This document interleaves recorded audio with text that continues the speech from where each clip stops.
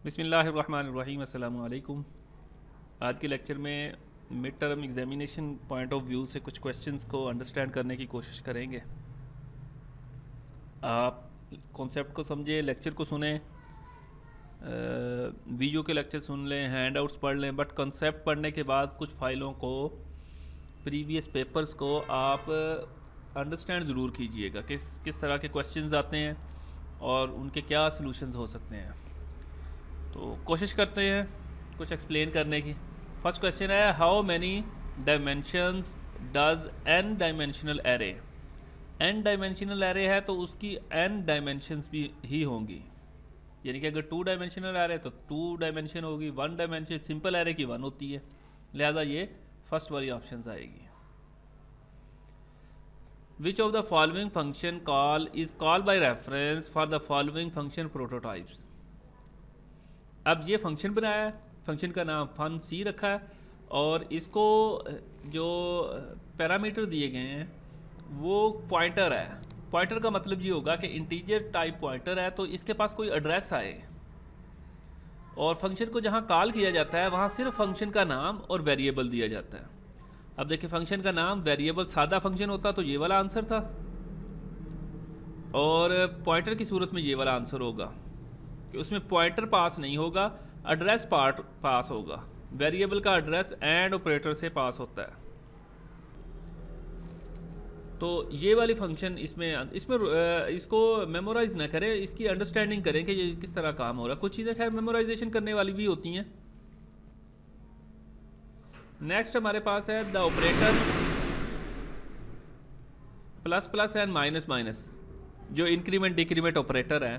तो वेरिएबल कितनी value increase और डिक्रीज होती है, तो ये 1 ही है definitely.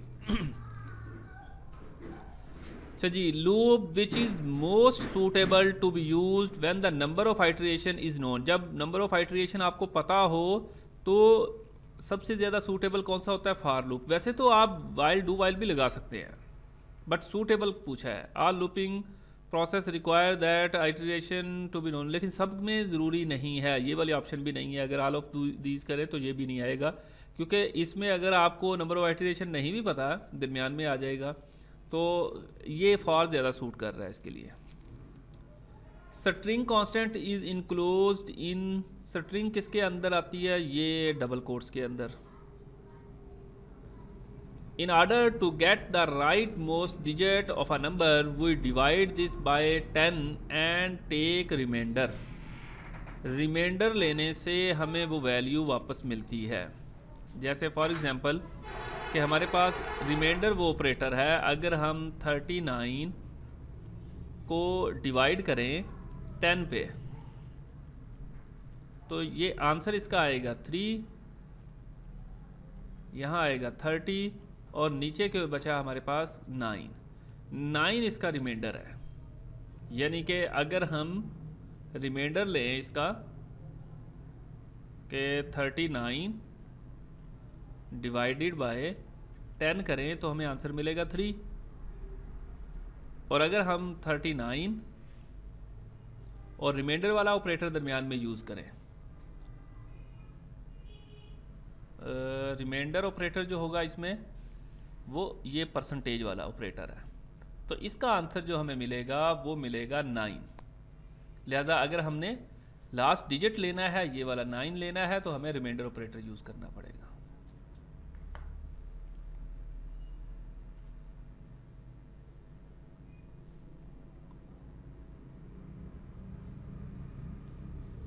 What is the correct syntax to declare a 10 digit का अगर एरे डिक्लेयर करना है तो उसका सही सिंटैक्स क्या होगा? पहले एरे का नाम आएगा, फिर उसके बाद ये आएगी, उसकी साइज़ आएगा, और उससे पहले डाटा टाइप आएगी। लिहाजा पहले डाटा टाइप इंट आ गया, फिर नेम, फिर 10 आ गया, तो ये इसका एग्जैक्ट मेथड है। How many bytes of memory are occupied by the array S T R. इसमें कितनी बाइट ऑक्यूपाइड होगी, ये इसको काउंट कर लें। 1 2 3 4 5 6 7 8 9 10 और 11, तो number of byte 11। What is the correct syntax to declare an array size? ये वही डाटा आ गया हमारे पास। अच्छा, प्रीवियस आ गया। When the if statement consists more than one statement, then including the statement in curly braces is not required, good programming, relevant या must है, हमें required होगी। इसमें क्वेश्चन ये पूछा गया है कि अगर हम if स्टेटमेंट लगाते हैं, ये if लगा दिया, यहाँ कुछ भी कंडीशन है, अगर यहाँ लाइनें एक से ज़्यादा होनी चाहिए, statement more than one statement, then definitely ये ब्रैकेट्स ज़रूर होनी चाहिए, वरना पहली लाइन इफ़ की होगी या लूप की होगी, बाकी उसमें नहीं आएंगी। अगर सारी लेके आनी है तो हमें ये कर्ली ब्रैकेट्स लगानी पड़ेगी। Suppose that an integer type pointer contains a memory address, ये एड्रेस है। What will be the new memory address if we increment, अगर पॉइंटर में इंक्रीमेंट करें तो अगला एड्रेस कौन सा होगा। तो हमारे पास क्या है, इंटीजर।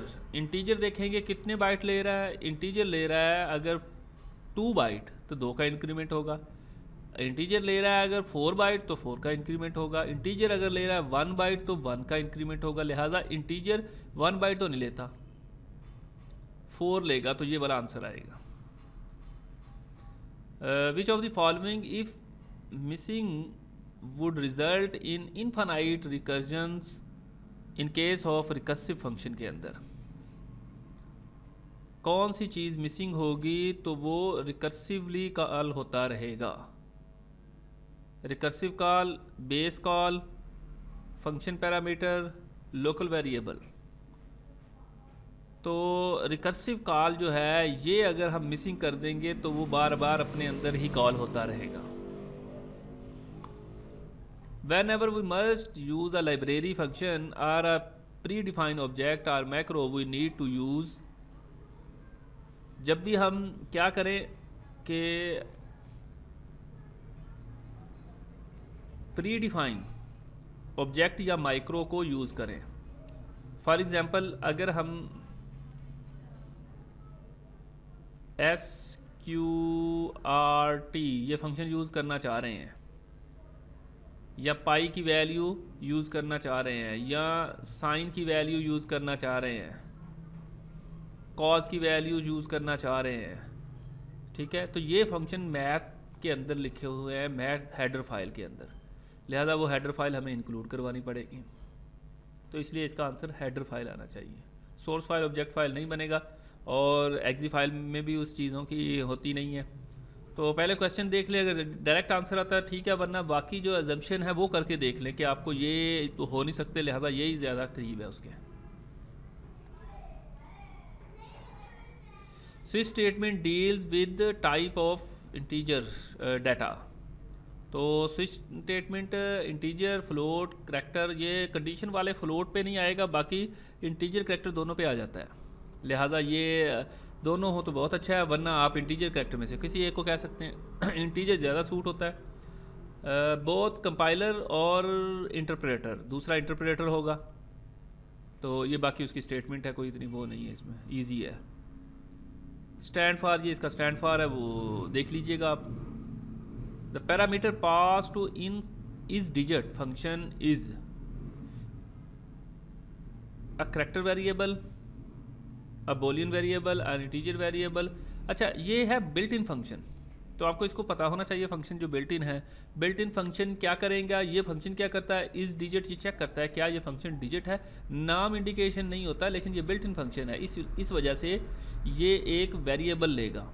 अब किस तरह का वेरिएबल लेगा, 4 ऑप्शन है, स्ट्रिंग नहीं लेगा, एक वेरिएबल लेना है, या इंटीजर लेगा या करैक्टर वेरिएबल लेगा, बूलियन भी इसमें आना ज़रूरी नहीं है।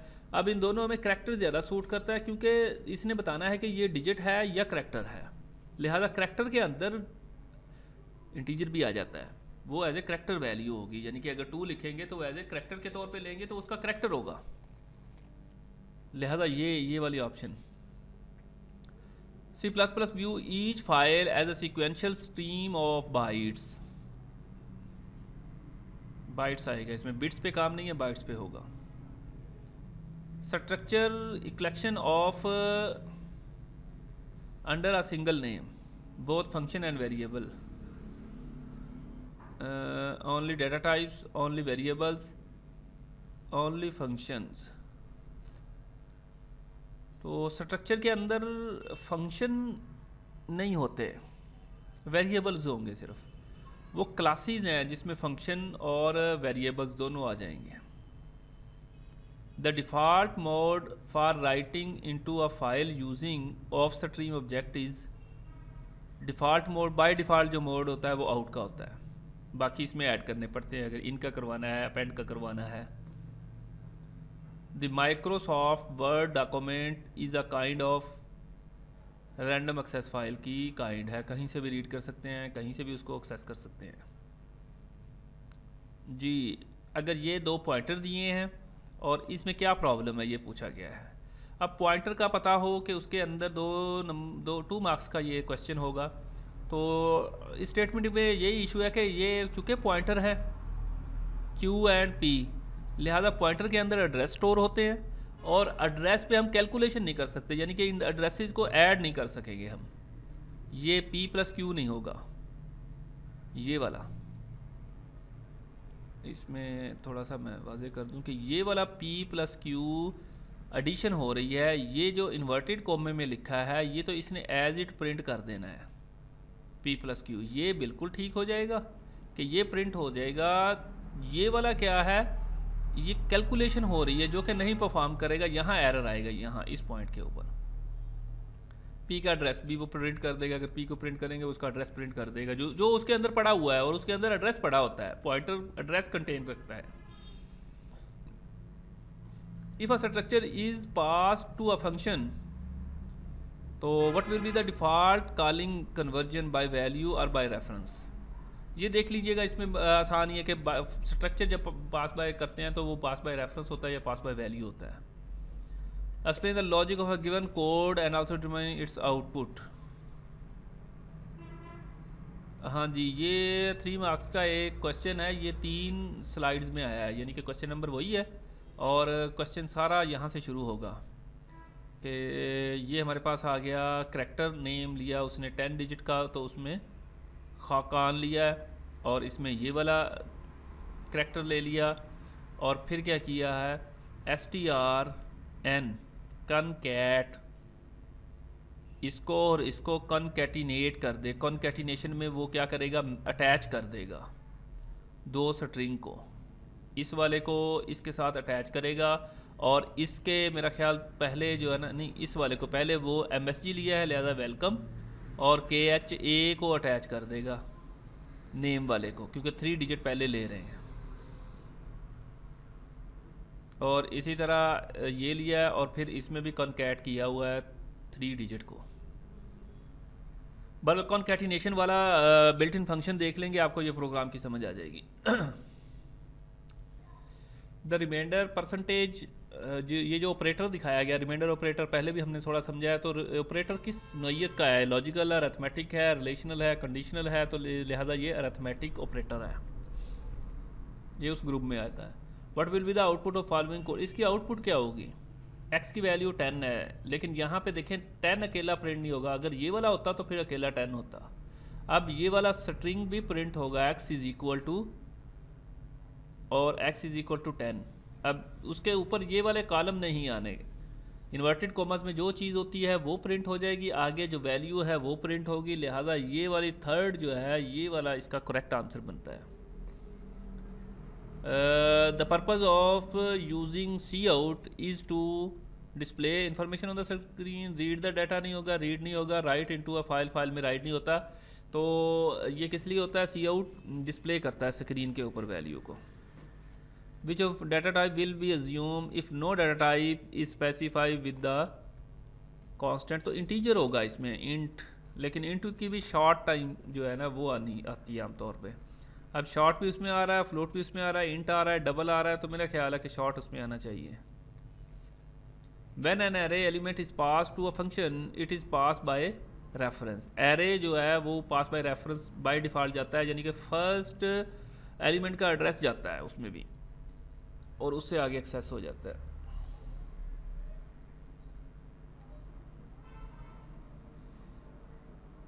जी, while programming it is good to provide an easy to understand and easy to use interface, this programming is skill is called programming की स्किल को क्या कहते हैं?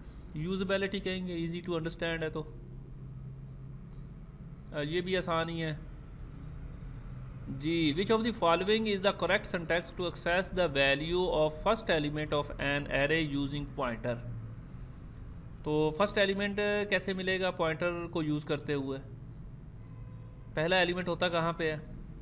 ये ज़ीरो पे, लिहाजा ज़ीरो वाले दोनों हो सकते हैं, ये वाले दोनों नहीं होंगे। तो इन दोनों में ये ptr लिखने से तो एरे डिक्लेयर होता है, स्टैर ptr करने से हमें पॉइंटर का सिंटैक्स मिलता है एक्सेस करने का। सी कौन सी लैंग्वेज है? ये बेसिक क्वेश्चन है। डिक्लेरेशन आ गई। Tool for code reuse, reuse के लिए कौन सा टूल है? ऑपरेटर्स नहीं है, लूप्स नहीं है, फंक्शन आएगा जी उसमें। If any break statement is miss in switch statement then क्या आएगा? दिस में काज लॉजिकल प्रोग्राम आपका रन हो जाएगा।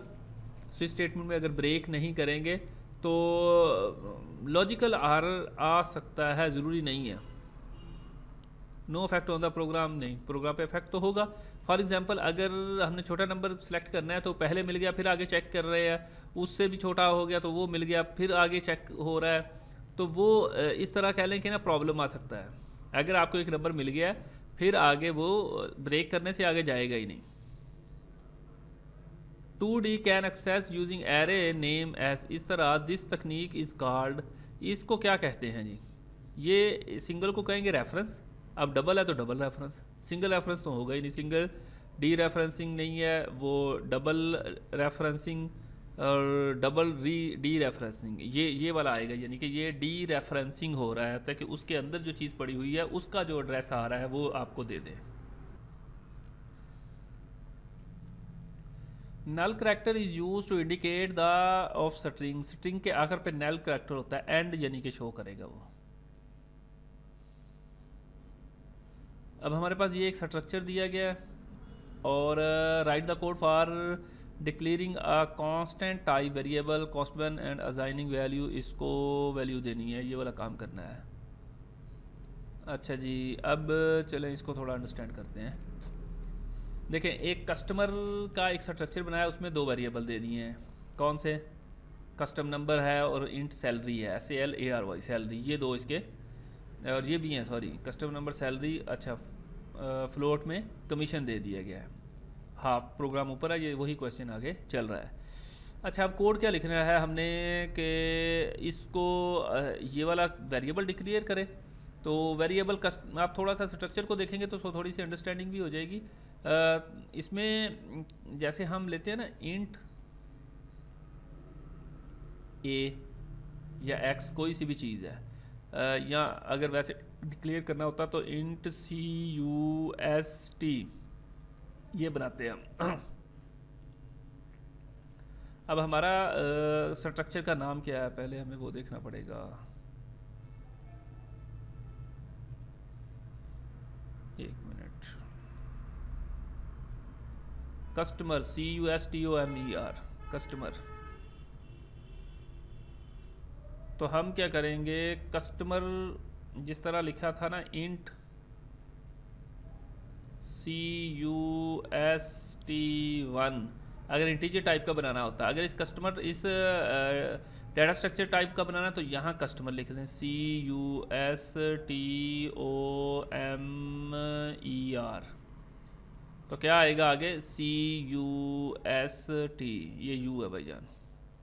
अच्छा, अब ये यहाँ से मैंने उठाया है क्योंकि इसने कहा इस तरह का वेरिएबल बनाना है ऊपर वाले स्ट्रक्चर का, ऊपर वाले स्ट्रक्चर का ये वाला नाम था, लिहाजा ये वैसे ही है, ये आपको इंटीजर समझाने के लिए था।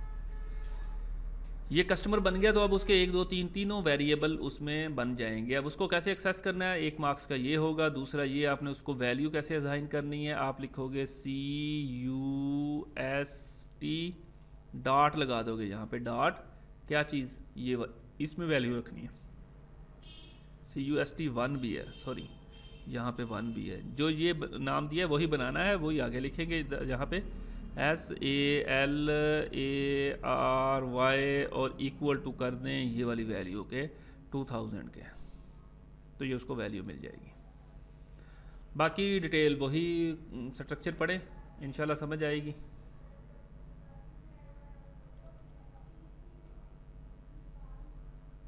कहाँ गया ये?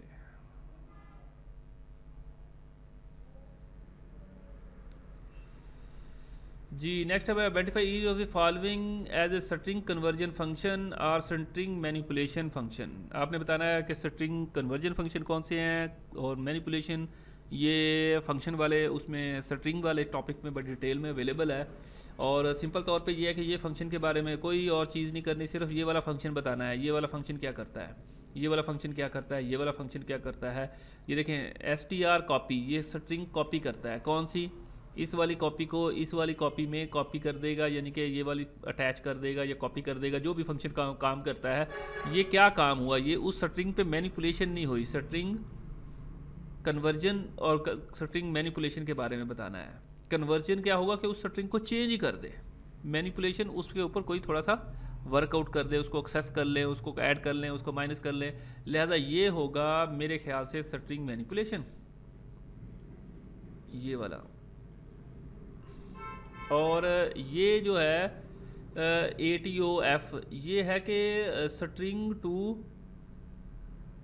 फ्लोटिंग पॉइंट, के स्ट्रिंग से उसको फ्लोटिंग पॉइंट में कन्वर्ट करना, तो स्ट्रिंग लेके फ्लोटिंग पॉइंट में कन्वर्ट कर देगा, ये स्ट्रिंग लेके उसे कन्वर्जन में कन्वर्ट कर देगा। मतलब वो अगर हमारे पास 35 स्ट्रिंग के अंदर आ रहा है, इन्वर्टेड कोमा में देंगे तो ये हमारे पास स्ट्रिंग बन जाएगा। अब इसको वो लेगा, वो उसको इंटीजर बना देगा, ठीक है। तो ये कन्वर्जन वाले हैं दोनों ही, और ये वाला जो है वो दरमियान वाला वो मैनिपुलेशन वाला। सिर्फ आइडेंटिफिकेशन थी ये, सॉरी ये बंद हो जाता है।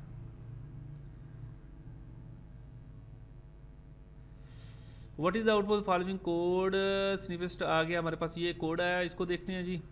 एरे दिया 7, सम इसमें ले लिया 0, आई जो है वो 0, और फिर उसके बाद आई लेस देन और equal to 7 I plus plus. अब इसको इनिशियलाइज करें आई में, आई की इब्तदाई वैल्यू, यानी कि एरे के अंदर क्या आएगा। अगर यहाँ पे मैं एरे अगर लूँ तो फॉर एग्जांपल ये वाला ले लेते हैं, मैंने ले लिया ए एरे बना लिया या एरे ही पूरा रखा, उसके अंदर आई जो है वो 0 आ गया, और उसके अंदर वैल्यू कौन सी आई, 0, यानी कि इस जगह पे 0 आई। ये इस कोड से मुझे पता चला, क्योंकि आई की वैल्यू 0 है और एरे 7 तक जाएगा तो आई की वैल्यू 0, और ये 0 एलिमेंट ही शो किया गया कि 0 एलिमेंट पे 0 की वैल्यू रख दो। यहाँ कोई मल्टीप्लिकेशन होती तो मल्टीप्लिकेशन आ जाती।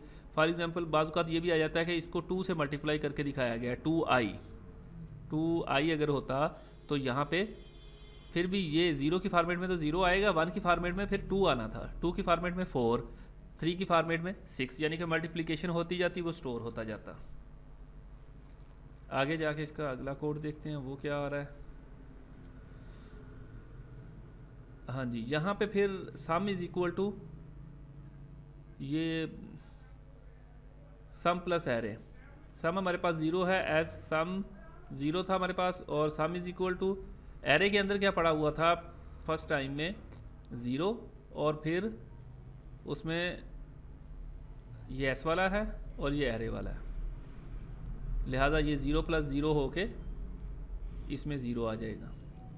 अगली दफ़ा चेंज होगा कि यहाँ पे तो है 0 सम में, और यहाँ पे हमारे पास हो जाएगा 1, तो वो यहाँ पे 1 स्टोर हो जाएगा। फिर 2 3, चूँकि लूप के अंदर है ये चीज़ चलती जाएगी। ये यूँ समझिए कि 0 plus 1 plus 2 plus 3 plus 4 plus 5 plus 6 और प्लस 7 नहीं इसमें आएगा, 6 तक जाएगा, चूँकि 0 से लेके 6 तक हमारे पास क्या है एरे का एरे अवेलेबल है, 7 एलिमेंट इस तरह बनते हैं। लिहाजा इनको प्लस कर लें तो सम डिस्प्ले होगा। आउटपुट में आपने लिखना है यहाँ सम इज इक्वल टू, इनको सम करके देख लें 10 और 21 मेरा ख्याल होगा, जो भी बनेगा इसमें